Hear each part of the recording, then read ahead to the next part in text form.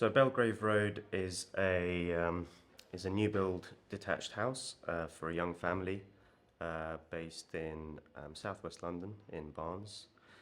And really what the family wanted to achieve with the house is to give them space to grow as a family, and to provide a series of spaces that were generous and quite distinct from each other, but was that there would be a sense of openness within the house, so that the spaces all felt interconnected, and it felt generous as a as a space to be in.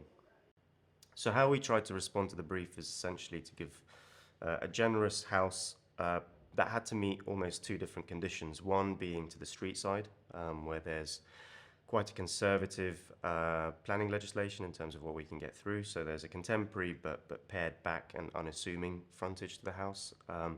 But really where the house becomes more interesting is as you come inside it and as you view it from the rear, where it expresses itself as a series of stacked geometric volumes that are more indicative of what's going on behind and how those spaces are interconnected within the house.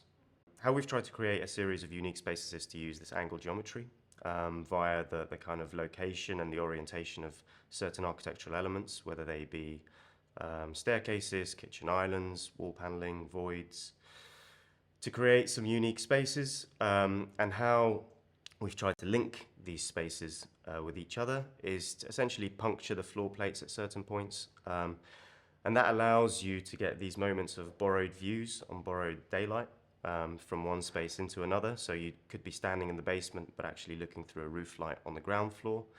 And what that helps to do is really help you to kind of feel connected to the outside one way or another, whether you're seeing sky or the garden. But all spaces kind of benefit from this shared daylight that sort of percolates through the living room down to below, or from the light well atrium down to the spaces adjacent to it.